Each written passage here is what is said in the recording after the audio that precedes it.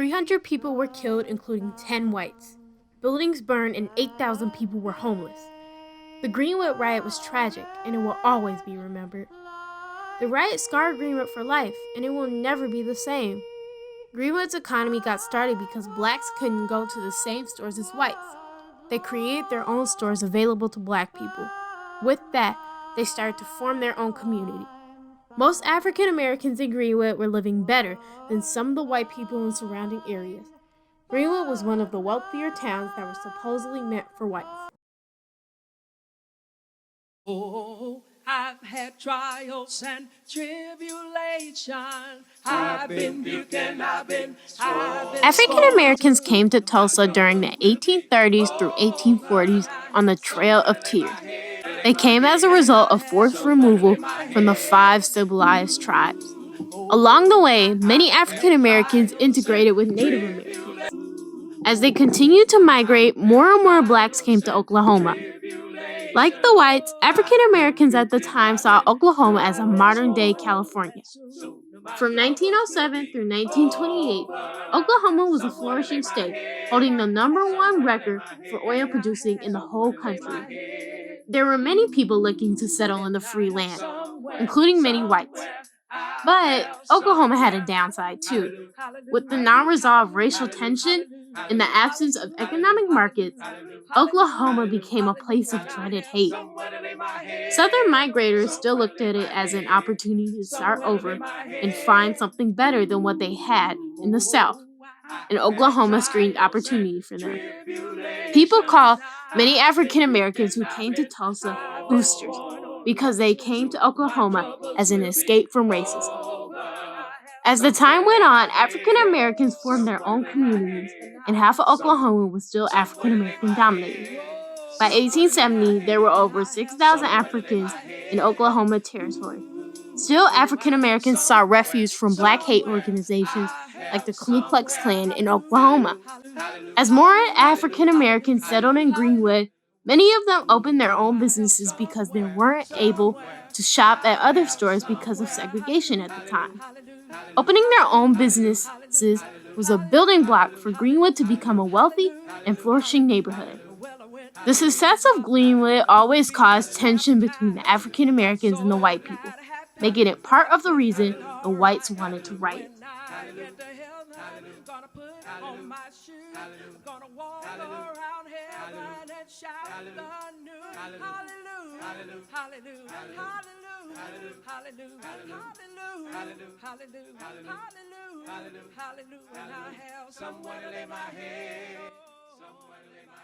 One day, a young black man named Dick Rowland got on an elevator for a hotel he had checked into.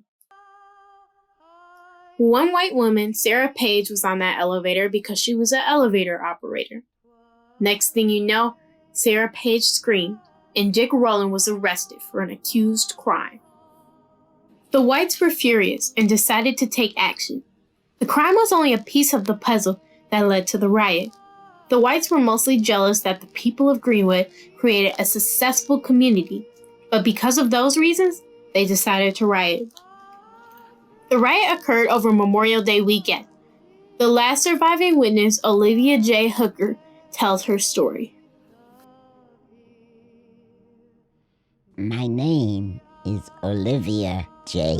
Hooker, and I may be the last survivor of the catastrophe in Tulsa.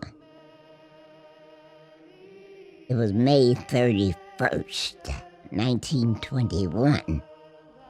At first, we saw a bunch of men with those big pine torches come through the backyard, and I remember our mother put us under the table. She took the longest tablecloth she had to cover 4 children and told us not to say a word. As those marauders came into the house, they were trying to destroy anything that they could find. They took a huge axe and started whacking at my sister Irene's beloved piano. What? Olivia Hooker says when they left, they went on to do more damage to other houses down the hill from where she lived and around the block. Shots broke out as well and ended up killing 10 whites and 2 blacks. Many fires broke out and more than 40 blocks were left in flames, and more than 10,000 black people ended up homeless. Many survivors saw black bodies piled onto trains and dumped off into the river, and most of them were dumped into mass graves. Hooker says it was shocking to see people who they had done nothing to irritate try to kill innocent and lovely people. To a 6-year-old, Hooker says these were all new ideas to her.